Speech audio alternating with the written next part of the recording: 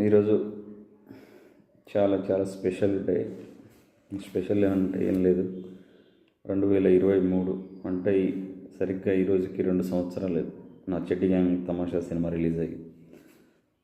చెడ్డీ gang తమాషా సినిమాకి ముందు నా ప్రయాణం చాలా విచిత్రంగా సాగింది. చాలా విచిత్రం అంటే, నేనేమో హీరోని అవ్వాలి, నాకు అసలు డైరెక్షను, రైటింగ్ ఈ స్కిల్స్ ఏమీ లేవు. బట్ ఎప్పుడైతే ఈ యూట్యూబ్ ఇవి వచ్చాయో, దాని తర్వాత మా అన్నయ్య రాజేష్ పులి అని యూట్యూబ్ యాంగిల్లోకి తీసుకెళ్ళి, నువ్వు రైటింగ్ చేయొచ్చు, డైరెక్షన్ చేయొచ్చు అని చెప్పి నాలో ఒక ఆలోచనని ప్రేరేపించి,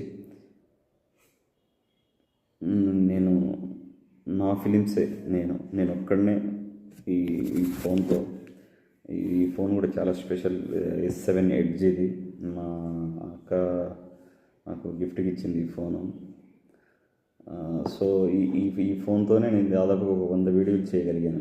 ఈ ఫోన్తోనే నేను షూట్ చేయడం, ఎడిట్ చేయడం, బ్యాక్గ్రౌండ్స్ చేసుకోవడం, డబ్బింగ్స్ చెప్పుకోవడం, ఇలాగా ఒక ఫోన్తోనే దాదాపుగా నేను ఒక్కడనే ఒక 4-5 క్యారెక్టర్లు, 6 క్యారెక్టర్లు అలా రైట్ చేసుకొని, షూట్ చేసుకొని, ఎడిట్ చేసుకొని, దానికి బ్యాక్గ్రౌండ్స్ వేసుకొని అలాగా యూట్యూబ్లో అలాగా రిలీజ్ చేసుకొని చూసుకునేవాడిని. అలాగే ఎట్లన్నా సరే ఇంకా యాక్టర్ అవ్వాలి, బిగ్ స్క్రీన్లోకి నేను హీరో అవ్వాలనే ప్రయాణం ఏదైతే ఉందో అది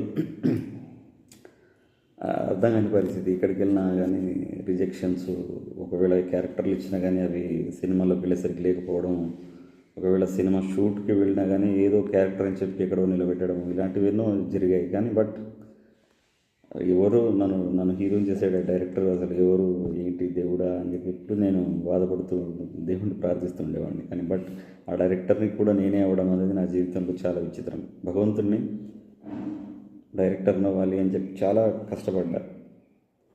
సినీ పరిశ్రమలో డబ్బింగ్ ఆర్టిస్ట్గా కొనసాగాను. చాలా కాలం పాటు డబ్బింగ్ సీరియల్స్కి, సినిమాస్కి డబ్బింగ్స్ చెప్పాను. డబ్బింగ్స్ చెప్తున్నప్పుడు కూడా ఆ ప్లేస్లో నేను ఉంటే ఇలా ఉండేది, ఆ ప్లేస్లో నేను ఉంటే ఇలా యాక్ట్ చేసేవాడిని. ఇలాంటి ఆలోచనలే సంపూర్ణంగా ఇలా యాక్టింగ్ చేయాలి, ఇవి పిచ్చి పిచ్చి ఆలోచనలు. మొత్తానికి ఒకరోజు వచ్చింది చెడ్డీ గ్యాంగ్ తమాషా. ఆ సినిమాని నేనే రైటింగ్ చేసి డైరెక్షన్ చేశాను. మంచి ప్రొడ్యూసర్ గారు క్రాంతి కిరణ్ రూపంలో వచ్చి, నేను ప్రొడ్యూస్ చేస్తానమ్మా ఈ సినిమాకి అని కథ నచ్చి ఆయన ప్రొడ్యూస్ చేశారు. మంచి ప్రొడ్యూసర్, మంచి మనసు ఉన్నటువంటి వ్యక్తి, కొత్త న్యూ